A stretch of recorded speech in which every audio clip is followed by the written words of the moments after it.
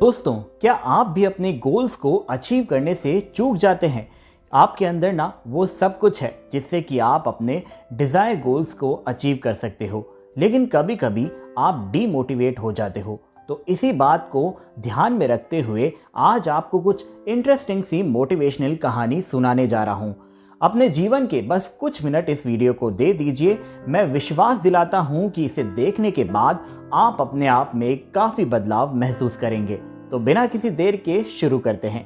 एक बार की बात है, एक गांव में एक यंग एथलेटिक लड़का रहता था जो कि सफलता का भूखा था, जिसके लिए जीतना ही सब कुछ था। अपनी सफलता को वो सिर्फ जीत कर ही मापा करता था।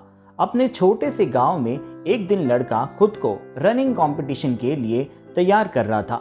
उसके साथ में दो और कॉम्पिटिटर थे, वो भी अपनी तैयारी जोरों शोरों से कर रहे थे। कंपटीशन के दिन खेल को देखने के लिए गांव में भारी भीड़ जमा हो गई थी। एक बुद्धिमान बूढ़ा आदमी भी दूसरे गांव से उस रेस को देखने और स्पेशली उस लड़के को दौड़ते हुए देखने के लिए वहां पहुंचते हैं। थोड़ी ही देर में रेस शुरू होती है और सभी रनर्स अपनी पूरी जी जान लगाकर दौड़ने लग जाते हैं। वो लड़का भी दृढ़ निश्चय के साथ पूरी ताकत लगाकर दौड़ने लगता है। ऐसे ही दौड़ते हुए वो विनिंग लाइन तक पहुंच जाता है और वो रेस जीत जाता है। अब वहां बैठी जनता खुशी और उत्साह से झूम उठती है और उस लड़के की काफी तारीफ भी करती है। लेकिन वो बुद्धिमान बूढ़ा आदमी कोई रिएक्शन नहीं देता है। वो बस शांत बैठे हुए सब देख रहा होता है। वो लड़का बहुत खुशी और गर्व महसूस करता है कि उसने पहली रेस को ही जीत लिया। अब दूसरी रेस शुरू होती है। अब दो नए फिट और यंग लड़के उस रेस में शामिल होते हैं उस लड़के के साथ दौड़ने के लिए। एक बार रेस फिर से शुरू होती है, लेकिन इस बार भी वो लड़का विनिंग लाइन तक पहुंच जाता है और एक बार फिर रेस को जीत जाता है। वहां बैठी जनता अब पहले से भी अधिक जोश में आकर उसका तालियां बजाकर उत्साहवर्धन करती है। एक बार फिर वो बुद्धिमान बूढ़ा आदमी कोई रिएक्शन नहीं देता है। वो बस शांत बैठे हुए सब ध्यान से देख रहा होता है। लड़का एक बार फिर बहुत प्राउड फील करता है। ऐसे करते करते वो लड़का 2 से 3 रेस को लगातार जीतता जाता है। अब वो बुद्धिमान बूढ़ा आदमी भीड़ में से आगे आता है और उस लड़के को 2 नए चैलेंजर्स के साथ रेस लगाने के लिए चुनौती देता है। जो 2 नए चैलेंजर्स होते हैं उनमें से एक बुजुर्ग कमजोर महिला होती है और एक अंधा आदमी होता है। वो लड़का हैरानी के साथ पूछता है कि ये सब क्या है, इसको तो कोई रेस नहीं कहते हैं। तभी बूढ़ा आदमी बोलता है कि दौड़ो, और रेस एक बार फिर से शुरू हो जाती है। वो लड़का तेजी से दौड़ता हुआ फिर से फिनिशिंग लाइन तक पहुंच जाता है और रेस जीत जाता है। और बाकी के जो 2 चैलेंजर्स होते हैं वो वहीं स्टार्टिंग लाइन पर ही खड़े रह जाते हैं। अब तो लड़का बहुत खुश हो जाता है और वो अपने दोनों हाथों को जोर से ऊपर उठाकर झूमने लग जाता है। लेकिन वहां बैठी जनता शांत हो जाती है और कोई कुछ भी नहीं बोलता है। लड़का बड़ा हैरानी से लोगों को देखता है कि आखिर लोगों को हुआ क्या है, कोई कुछ रिएक्ट क्यों नहीं कर रहा। वो बूढ़े आदमी से पूछता है तो बूढ़ा आदमी बोलता है कि एक बार फिर दौड़ो, लेकिन इस बार इस रेस को तुम तीनों एक साथ पूरी करना। जाओ दौड़ो। लड़का कुछ देर सोच में पड़ जाता है और फिर वो उस अंधे आदमी और उस कमजोर बूढ़ी औरत के बीच में आके खड़ा हो जाता है और दोनों का हाथ पकड़ लेता है। रेस शुरू हो जाती है। वो लड़का दोनों का हाथ पकड़े धीरे धीरे दौड़ने लग जाता है। बहुत धीरे धीरे दौड़ते दौड़ते आखिरकार वे तीनों फिनिशिंग लाइन तक पहुंच जाते हैं। जैसे ही वे तीनों लोग फिनिशिंग लाइन पे पहुंचते हैं, वहां बैठी जनता पूरे जोश और आदर सत्कार के साथ उनका अभिनंदन करती है और तालियों की गड़गड़ाहट से पूरा मैदान गूंज उठता है। उस बूढ़े आदमी के चेहरे पर भी अब एक प्यारी सी मुस्कान आ जाती है। वो लड़का भी बहुत खुशी से गर्व महसूस करता है। लेकिन लड़का उस बूढ़े आदमी से पूछता है कि जो लोग इतनी रिस्पेक्ट दे रहे हैं, इतनी तालियां बजा रहे हैं, आखिर किसके लिए बजा रहे हैं? हम तीनों में से आखिर जीता कौन है? तो बूढ़ा आदमी उस लड़के की आंखों में देखता है और अपना हाथ उसके कंधे पर रखकर बोलता है, मेरे प्यारे बच्चे, इस दौड़ में भी तुम ही जीते हो, लेकिन तुम आज जो जीते हो ना, ऐसा तुम पहले कभी नहीं जीते थे। और इस रेस के लिए जनता ने जो प्यार दिखाया है ना, वो किसी विनर के लिए नहीं दिखाया है। आप किस लिए दौड़ रहे हैं? क्या आप भी सफलता के भूखे हैं? क्या सिर्फ अपने स्वार्थ के लिए जीना और सक्सेस को अचीव अपने फायदे के लिए करना ही आपकी जीत का पैमाना तय करता है? आप किसके खिलाफ दौड़ रहे हैं? और अगर आप हमेशा सबके खिलाफ जीतते हैं तो लोग भी आपको अप्रिशिएट करना बंद कर देंगे। और अपने जीवन के अंत में यदि आप पीछे मुड़कर देखें तो सवाल यह है कि आखिर आगे चल कौन रहा था आपकी इस रेस में? अगर वे कमजोर और बूढ़े थे तो क्या आपने उन्हें लाइन पार करने में मदद की? क्या उस दौड़ को आप सभी ने मिलकर पूरा किया? क्योंकि यही जिंदगी की सबसे बेस्ट रेस है। तो दौड़ो और दौड़ो, इस दौड़ को ही जीवन कहते हैं। लेकिन ये मत भूलना, अगर आप जीतते हैं तो ये आपके लिए महत्वपूर्ण नहीं है, बल्कि ये महत्वपूर्ण है कि आप दौड़ते कैसे हो। कितना चालाक है मेरा यार भी, उसने तोहफे में घड़ी तो दी है मगर कभी वक्त नहीं दिया। क्या आपने भी कभी अपने फायदे के लिए दूसरों का इस्तेमाल किया है? अगर आपका जवाब हाँ है या ना भी है तो भी आज की ये स्टोरी आपको जरूर सुननी चाहिए। एक बार की बात है, एक लड़का फैक्ट्री में काम करता था। उसका एक मेंटर था जो उसे उम्र में काफी बड़ा था। उसके मेंटर उसे हमेशा ये सिखाते थे कि बातें कम और काम ज्यादा करो और हमेशा अपनी स्किल्स को इम्प्रूव करने की कोशिश करते जाओ, जिससे कि तुम इस फैक्ट्री में होने वाले हर काम में मास्टर बन जाओ। आखिर 10 साल बाद उसका मेंटर रिटायर हो जाता है और जो लड़का है वो टेक्नीशियन बन जाता है। वो अपने काम को पूरी निष्ठा और ईमानदारी के साथ वैसा ही करता रहा जैसा कि उसके मेंटर ने उसे बताया और सिखाया था। काफी दिन बीत जाते हैं। एक दिन वो अपने मेंटर से मिलने उसके घर जाता है। मेंटर उसे देखकर काफी खुश होता है, लेकिन साथ ही वो ये भी नोटिस करता है कि शायद वो खुश नहीं है और जिज्ञासावश उससे पूछता है कि क्या हुआ, तुम खुश नजर नहीं आ रहे हो, क्या सब कुछ ठीक है? तब एक गहरी लंबी सांस छोड़ते हुए दुखी मन से वो कहता है कि मैंने इतने सालों तक हमेशा आपके बताए हुए तौर तरीकों से ही काम किया, भले ही चाहे किसी भी फील्ड का काम क्यों ना हो, मैंने उसमें अपना पूरा 100% दिया है। मैं ये अच्छे से जानता हूँ कि मैंने फैक्ट्री में इतने साल काफी अच्छा काम किया है और मैंने काफी सारे न्यू स्किल्स को भी डेवलप किया है। लेकिन जो बात मेरी समझ नहीं आई वो ये है कि जो बंदे मेरी फैक्ट्री में मुझसे कम स्किल्स और एक्सपीरियंस वाले हैं वो सभी प्रमोट हो गए, लेकिन मैं तो अभी भी उतना ही कमा रहा हूँ जितना कि पहले कमाता था जब आप मेरे मेंटर थे।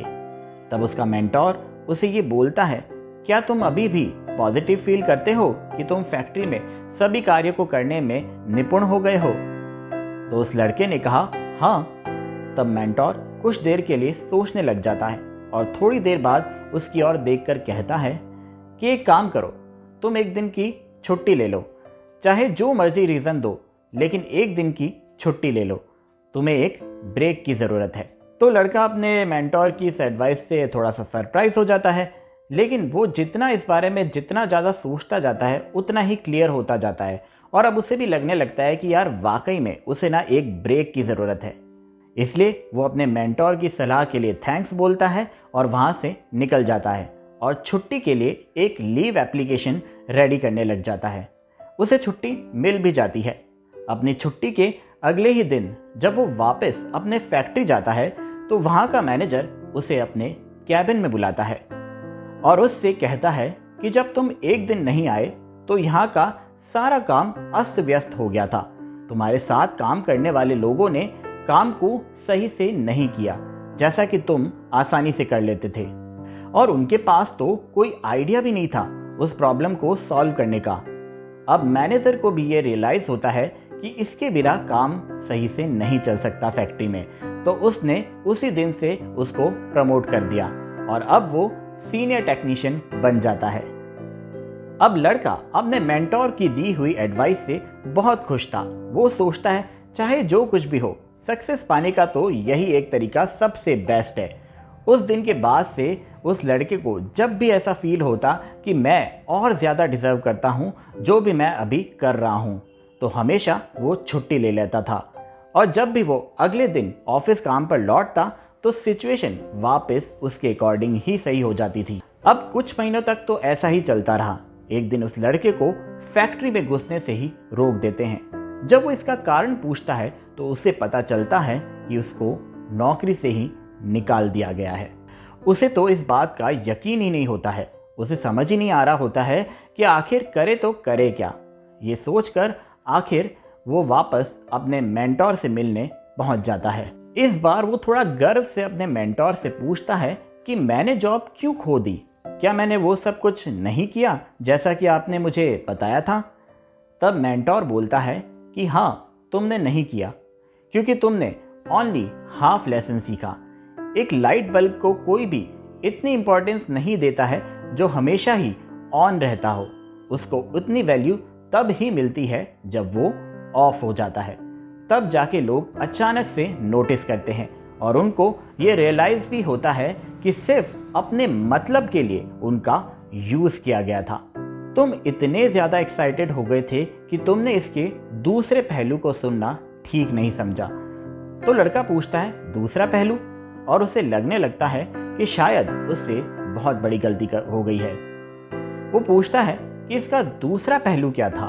तब मेंटोर उसे प्यार से समझाता है सेकंड हाफ जो था वो पहले हाफ से भी ज्यादा इंपॉर्टेंट था। वो ये था कि लाइट बल्ब फ्रीक्वेंटली ऑफ होने लगे तो देर सवेर ही सही उसको रिप्लेस करके एक नया लाइट बल्ब लगा दिया जाता है जो कि उससे भी ज्यादा रिलायबल हो। अब उस लड़के को समझ आ चुका था। क्या आपने भी कभी अपने माता पिता या अपने दोस्तों का अपने मतलब के फायदे के लिए इस्तेमाल किया है? वे लोग तो हमेशा आपके साथ ही हैं, चाहे सुख हो या दुख। क्या हो अगर किसी दिन वो हमारे साथ ना हो? इसलिए ऐसे दिनों का इंतजार मत करो। जो आज है और जो अभी है उसी में अपनी लाइफ को जियो और अपने पेरेंट्स को, अपने दोस्तों को हमेशा रिस्पेक्ट दो और उन्हें हमेशा खुश रखो। अपने पेरेंट्स को धन्यवाद कहो कि उनकी वजह से आज आप इस दुनिया में जिस मुकाम पर पहुंचे हो वो सब उन्हीं के आशीर्वाद से पहुंचे हो। कहते हैं लालच बुरी बला है। एक बार एक फकीर था। एक दिन उसे एक स्वर्ण मुद्रा मिलती है। उस दिन उसने ये निश्चय किया कि ये स्वर्ण मुद्रा जो सबसे गरीब होगा मैं उसे दे दूंगा। एक दिन उसे पता चलता है कि उसके देश का राजा अपने पड़ोसी देश जो अकाल से ग्रस्त था उस पर आक्रमण करने जा रहा है। तो वो सीधा राजमहल पहुंचता है और राजा को वो स्वर्ण मुद्रा दे देता है। राजा इसका कारण पूछते हैं तो वो फकीर बोलता है कि मैंने इस स्वर्ण मुद्रा को जो सबसे गरीब है उसे देने का निश्चय किया है, इसलिए ही मैंने ये आपको दी है। अब राजा हैरानी से उसे बोलता है कि मेरे पास तो इतना धन, राज्य और इतनी बड़ी सेना सब कुछ तो है, फिर मैं गरीब कैसे हुआ? फकीर बोला कि आपके पास इतना सब कुछ होते हुए भी आप एक अकालग्रस्त देश को हड़पने जा रहे हैं, तो फिर आपसे ज्यादा गरीब कौन होगा? अब राजा को अपनी गलती का एहसास होता है और वो अपना विचार बदल लेते हैं। एक बार दो लोग लंबी यात्रा पर निकले। मार्ग में उन्हें एक सराय पर रुकना पड़ा। उस सराय में एक और परिवार रुका हुआ था जिसके छोटे छोटे बच्चे भी थे। रात में ठंड थोड़ी ज्यादा होने लग गई थी। वे बच्चे ठंड से कांपने लग गए थे। उन दोनों में से एक व्यक्ति को उन पर दया आ गई और उसने अपना कंबल उतार कर उन बच्चों को उड़ा दिया। सुबह आंख खुली तो दूसरे व्यक्ति ने देखा कि उसका कंबल तो कोई चुरा कर ले गया है। ये देखकर वो बहुत दुखी हुआ और रोने लगा। उधर जिस व्यक्ति ने अपनी खुद की इच्छा से कंबल दिया था उसे तो कोई फर्क ही नहीं पड़ रहा था। वो तो प्रसन्नचित्त होकर बैठा था। इस पूरी घटना का साक्षी एक सन्यासी था। वो सन्यासी उन दोनों से बोलता है कि ये संसार भी इसी कंबल की तरह है। जो इसे स्वेच्छा से त्याग देता है वो सारी परेशानियों से मुक्त हो जाता है, प्रसन्नचित्त होकर मोक्ष को प्राप्त कर लेता है। जबकि जो इसे अपना समझकर लिपटा रहता है वह अपने लिए कष्ट और कठिनाइयों का जाल बुनता रहता है और रोते रोते अपना जीवन बिताता है। इसलिए संसार के प्रपंचों में ना पड़कर बिना आसक्ति के जीवन जीना ही मुक्ति का मार्ग है। तो अगर आपको मेरी वीडियो से थोड़ा सा भी मोटिवेशन मिला हो तो प्लीज इस वीडियो को लाइक जरूर कर दीजिए, और अगर आप हमारे चैनल पे नए आए हो तो इस चैनल को सब्सक्राइब करके बेल आइकन को जरूर दबा लीजिए। तो मैं मिलता हूँ आपको एक नई इंटरेस्टिंग सी स्टोरी के साथ। तब तक के लिए आपका बहुत बहुत धन्यवाद।